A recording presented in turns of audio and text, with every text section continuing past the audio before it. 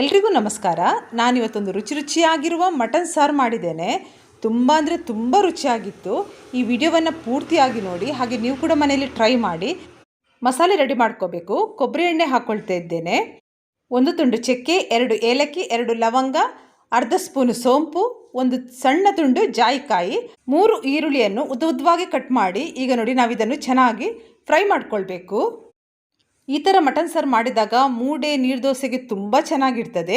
ಈಗ ನಾನು ಮೆಣಸಿನ್ಕಾಯಿ ಹಾಕ್ಕೊಳ್ತಾ ಇದ್ದೇನೆ. 25 ಮೆಣಸಿನ್ಕಾಯಿ ತಗೊಂಡಿದ್ದೇನೆ, 5 ಗಿಡ್ಡೆ ಮೆಣಸಿನ್ಕಾಯಿ, ಹಾಗೆ 20 ನಾನು ಬ್ಯಾಡಗಿ ಮೆಣಸಿನ್ಕಾಯಿ ತಗೊಂಡಿದ್ದೇನೆ. ಇನ್ನು ಇದನ್ನು ನಾವು ಸರಿಯಾಗಿ ಫ್ರೈ ಮಾಡ್ಕೊಳ್ಬೇಕು. ಯಾವಾಗಲೂ ಮಸಾಲೆ ಎಲ್ಲ ಕರೆಕ್ಟಾಗಿ ಫ್ರೈ ಆಗಬೇಕು. ಈ ಥರ ಮಟನ್ ಸಾರು ಮಾಡಿದಾಗ ಬಿಸಿ ಬಿಸಿ ಮುದ್ದೆಗಂತೂ ಸೂಪರಾಗಿ ಇರ್ತದೆ.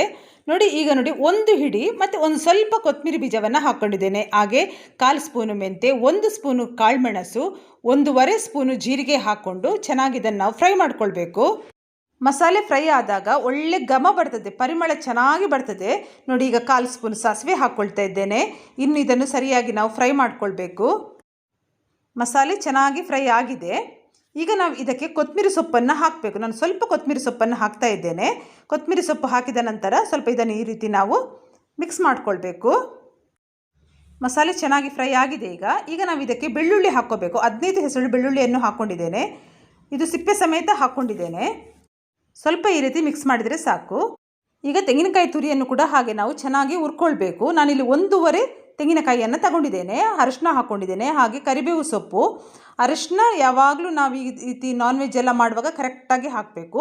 ಇನ್ನು ಇದನ್ನು ಸರಿಯಾಗಿ ನಾವು ಫ್ರೈ ಮಾಡ್ಕೊಳ್ಬೇಕು. ತೆಂಗಿನಕಾಯಿ ಉರಿಯುವಾಗ ಯಾವಾಗಲೂ ಅದರ ಪರಿಮಳ ಬರಬೇಕು. ಆಗ ಸಾರಂತೂ ಸೂಪರಾಗಿ ಇರ್ತದೆ, ತುಂಬ ರುಚಿಯನ್ನು ಕೊಡ್ತದೆ. ಚೆನ್ನಾಗಿ ಫ್ರೈ ಆಗಿದೆ. ಈಗ ಒಂದು ಸಣ್ಣ ಗಾತ್ರದ ಹುಣಸೆಹಣ್ಣು ಹಾಕ್ಕೋಬೇಕು. ಇದರಲ್ಲಿ 1/4 kg ಮಟನ್ ಇದೆ. ಕ್ಲೀನೆಲ್ಲ ಮಾಡಿ ಇಟ್ಕೊಂಡಿದ್ದೇನೆ. ಈಗ ಇದನ್ನು ಬೇಯಿಸಬೇಕು. ನೋಡಿ, ಕುಕ್ಕರಿಗೆ ತುಪ್ಪ ಹಾಕ್ಕೊಳ್ತಿದ್ದೇನೆ, ಹಾಗೆ ಸ್ವಲ್ಪ ಕೊಬ್ಬರಿ ಎಣ್ಣೆ. ಇದು ಬಿಸಿಯಾಗಿದ್ದ ತಕ್ಷಣ ಕಟ್ ಮಾಡಿ ಇಟ್ಕೊಂಡಿರುವಂಥ ಈರುಳ್ಳಿಯನ್ನು ಇದಕ್ಕೆ ಹಾಕಿ ಚೆನ್ನಾಗಿ ನಾವು ಫ್ರೈ ಮಾಡ್ಕೊಳ್ಬೇಕು. ನಾನಿಲ್ಲಿ 4 ದೊಡ್ಡ ಗಾತ್ರದ ಈರುಳ್ಳಿಯನ್ನು ಉದ್ದವಾಗಿ ಕಟ್ ಮಾಡಿ ಹಾಕ್ಕೊಂಡಿದ್ದೇನೆ. ಇದು ಚೆನ್ನಾಗಿ ಫ್ರೈ ಆಗಬೇಕು. ತುಪ್ಪದಲ್ಲಿ ಒಗ್ಗರಣೆ ಕೊಟ್ಟರೆ ತುಂಬ ಚೆನ್ನಾಗಿರ್ತದೆ ಸಾರು. ಈಗ ನೋಡಿ, ನಾನಿಲ್ಲಿ ಪುದೀನ ಸೊಪ್ಪನ್ನು ಹಾಕ್ತಾ ಇದ್ದೇನೆ. 1 ಹಿಡಿಯಷ್ಟು ಪುದೀನ ಸೊಪ್ಪನ್ನು ಹಾಕ್ಕೊಂಡು ಇನ್ನು ಇದನ್ನು ಸರಿಯಾಗಿ ನಾವು ಫ್ರೈ ಮಾಡ್ಕೊಳ್ಬೇಕು. ಇದರ ಹಸಿ ಸ್ಮೆಲ್ಲೆಲ್ಲ ಹೋಗಬೇಕು. ಹಾಗೆ ಸ್ವಲ್ಪ ಕರಿಬೇವು. ಇನ್ನು ಇದನ್ನು ಸರಿಯಾಗಿ ಫ್ರೈ ಮಾಡುವ. ಯಾವಾಗಲೂ ಪುದೀನ ಸೊಪ್ಪನ್ನು ಈ ರೀತಿ ಹಾಕ್ಕೊಂಡ್ರೆ ತುಂಬ ರುಚಿಯನ್ನು ಕೊಡ್ತದೆ ಮಟನ್ ಸಾರಿಗೆ. ಒಳ್ಳೆ ಪರಿಮಳ ಕೂಡ ಬರ್ತದೆ. ಹಾಗೆ ಕಟ್ ಮಾಡಿ ಇಟ್ಕೊಂಡಿರುವಂಥ ಟೊಮೆಟೊ, ಇದರಲ್ಲಿ 1 ದೊಡ್ಡ ಟೊಮೆಟೊವನ್ನು ಸಣ್ಣ ಸಣ್ಣದಾಗಿ ಕಟ್ ಮಾಡಿ ನಾನು ಹಾಕ್ಕೊಂಡಿದ್ದೇನೆ. ಇದನ್ನು ಚೆನ್ನಾಗಿ ಫ್ರೈ ಮಾಡ್ಕೋಬೇಕು. ಟೊಮೆಟೊದು ಕೂಡ ಹಾಗೆ ಹಸಿ ಸ್ಮೆಲ್ ಹೋಗೋ ತನಕ ನಾವು ಫ್ರೈ ಮಾಡ್ಕೋಬೇಕು. ಈಗ ನಾವು ಕ್ಲೀನ್ ಮಾಡಿ ಇಟ್ಕೊಂಡಿರುವಂಥ ಮಟನ್ನ ಇದಕ್ಕೆ ಹಾಕ್ಕೋಬೇಕು. ಮಟನ್ ಸಾರು ಮಾಡಬೇಕಾದ್ರೆ ಯಾವಾಗಲೂ ಈ ರೀತಿ ಫ್ರೆಶ್ ಆದ ಮಟನ್ ಸಿಕ್ಕಿದರೆ ಸಾರು ಸಖತ್ತಾಗಿ ಇರ್ತದೆ. ಇನ್ನು ಇದನ್ನು ಸರಿಯಾಗಿ ಮಿಕ್ಸ್ ಮಾಡ್ಕೊಳ್ಬೇಕು. ಒಗ್ಗರಣೆ ಜೊತೆ ಇದನ್ನು ಕರೆಕ್ಟಾಗಿ ಮಿಕ್ಸ್ ಆಗಬೇಕು. ಯಾಕಂದರೆ ಈರುಳ್ಳಿ ಟೊಮೆಟೊ ಎಲ್ಲ ಕರೆಕ್ಟಾಗಿ ಮಿಕ್ಸ್ ಆಗಿ ನಾವು ಅದನ್ನು ಬೇಯಿಸಬೇಕು. ಒಮ್ಮೆ ಈ ರೀತಿ ಸರಿಯಾಗಿ ಮಿಕ್ಸ್ ಆಗಬೇಕು. ಆ ನಂತರ ನಾವು ಇದಕ್ಕೆ ರುಚಿಗೆ ತಕ್ಕಷ್ಟು ಉಪ್ಪನ್ನು ಹಾಕ್ಕೊಳ್ಬೇಕು. ಈಗ ರುಚಿಗೆ ತಕ್ಕಷ್ಟು ಉಪ್ಪನ್ನು ಹಾಕ್ಕೊಳ್ತಾ ಇದ್ದೇನೆ. ಉಪ್ಪು ಹಾಕಿದ ಮೇಲೆ ಇದನ್ನು ಸರಿಯಾಗಿ ಮಿಕ್ಸ್ ಮಾಡಿಕೊಳ್ಬೇಕು. ಸರಿಯಾಗಿ ಮಿಕ್ಸ್ ಮಾಡಿದ ಮೇಲೆ ಒಂದು ಸ್ವಲ್ಪ ನೀರನ್ನು ಹಾಕಿ ನಾವು ಇದನ್ನು ಬೇಯಲಿಕ್ಕೆ ಇಡಬೇಕು. ಈಗ ಸ್ವಲ್ಪ ನೀರು ಹಾಕ್ಕೊಳ್ತಾ ಇದ್ದೇನೆ. ಒಮ್ಮೆ ಈ ರೀತಿ ಇದನ್ನು ಮಿಕ್ಸ್ ಮಾಡಿ ಇನ್ನು ಇದನ್ನು ಚೆನ್ನಾಗಿ ಬೇಯಿಸಬೇಕು. ಮುಚ್ಚಳ ಮುಚ್ಚಿ ಬೇಯಲಿಕ್ಕಿಡುವ. ಮಟನ್ ಬೇಯುವಷ್ಟರಲ್ಲಿ ನಾವೀಗ ಮಸಾಲೆಯನ್ನು ಗ್ರೈಂಡ್ ಮಾಡ್ಕೋಬೇಕು. ನೋಡಿ, ಎಲ್ಲ ತಣ್ಣಗಾಗಿದೆ. ಇನ್ನು ಇದನ್ನು ಸಾಫ್ಟಾಗಿ ಗ್ರೈಂಡ್ ಮಾಡುವ. ಈಗ ಬನ್ನಿ, ಬೆಂದಿದೆಯಾ ನೋಡೋಣ. ನೋಡಿ, 7 ವಿಷಲ್ ಇಟ್ಟಿದ್ದೇನೆ ನಾನು. ನೋಡಿ, ತುಂಬ ಚೆನ್ನಾಗಿ ಬೆಂದಿದೆ. ರುಚಿಯಾದ ಮಟನ್ ಸಾರು ಇವತ್ತು ಮಾಡ್ತಾ ಇರೋದು. ಈಗ ಇದನ್ನು ಬೇರೆ ಪಾತ್ರೆಗೆ ಹಾಕ್ಕೊಂಡಿದ್ದೇನೆ. ಮತ್ತು ಬೇಯುವಾಗಲೇ ಗೊತ್ತಾಗ್ತದೆ ಮಟನ್ ಫ್ರೆಶ್ ಆಗಿದ್ದರೆ ಒಳ್ಳೆ ಪರಿಮಳ ಬರ್ತದೆ.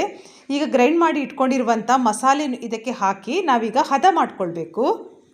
ಹಾಗೆ ಬೇಕಾಗುವಷ್ಟು ನೀರನ್ನು ಕೂಡ ಹಾಕ್ಕೋಬೇಕು. ಮತ್ತು ಸರಿಯಾಗಿ ಈ ರೀತಿ ಇದನ್ನು ಮಿಕ್ಸ್ ಮಾಡಿ ಚೆನ್ನಾಗಿ ಕುದಿಸಬೇಕು.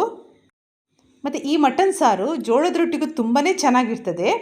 ಯಾಕಂದರೆ ಈ ಥರ ಮಟನ್ ಸಾರು ಮಾಡಿದಾಗ ನಾವು ಜೋಳದ ರೊಟ್ಟಿ ತಂದು ತಿಂತೇವೆ, ತುಂಬ ಚೆನ್ನಾಗಿರ್ತದೆ. ಇನ್ನು ಇದನ್ನು ಮುಚ್ಚಳ ಮುಚ್ಚಿ ಕುದಿಸಬೇಕು. ಚೆನ್ನಾಗಿ ಕುದಿಬೇಕಿದು.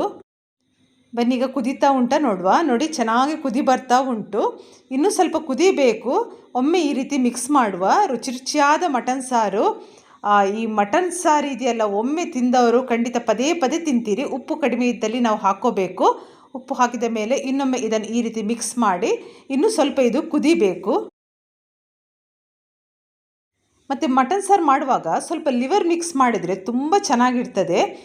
ರುಚಿ ರುಚಿಯಾದ ಮಟನ್ ಸಾರು ಅಂತಲೇ ಹೇಳ್ಬೋದು. ಮತ್ತು ನೋಡಿ, ಇದನ್ನು ಸಾಂಪ್ರದಾಯಿಕ ಶೈಲಿಯಲ್ಲಿ ಮಾಡಿದ್ದೇನೆ.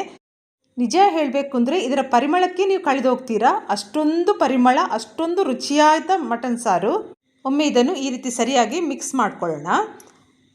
ನೋಡಿ, ಕುದ್ದದ್ದು ಸಾಕು, ರುಚಿ ರುಚಿಯಾದ ಮಟನ್ ಸಾರು ರೆಡಿಯಾಗಿದೆ. ಇವತ್ತಿನ ಈ ರೆಸಿಪಿ ನಿಮಗೆಲ್ರಿಗೂ ಇಷ್ಟ ಆಗಿದೆ ಅಂತ ನಾನು ಅಂದ್ಕೊಂಡಿದ್ದೇನೆ. ಇಷ್ಟ ಆದರೆ ಪ್ಲೀಸ್ ನೀವು ಕೂಡ ಇದನ್ನು ಮನೆಯಲ್ಲೊಮ್ಮೆ ಟ್ರೈ ಮಾಡಿ. ಹಾಗೆ ಲೈಕ್ ಮಾಡಿ, ಕಮೆಂಟ್ ಮಾಡಿ. ಆದಷ್ಟು ನಿಮ್ಮ ಫ್ಯಾಮಿಲಿ ಫ್ರೆಂಡ್ಸಿಗೆ ನನ್ನ ಯೂಟ್ಯೂಬ್ ಚಾನಲ್ ಲಿಂಕನ್ನು ಪ್ಲೀಸ್ ಶೇರ್ ಮಾಡಿ, ನನಗೆ ಸಪೋರ್ಟ್ ಮಾಡಿ. ಎಲ್ಲರಿಗೂ ನನ್ನ ಪ್ರೀತಿಯ ಧನ್ಯವಾದಗಳು.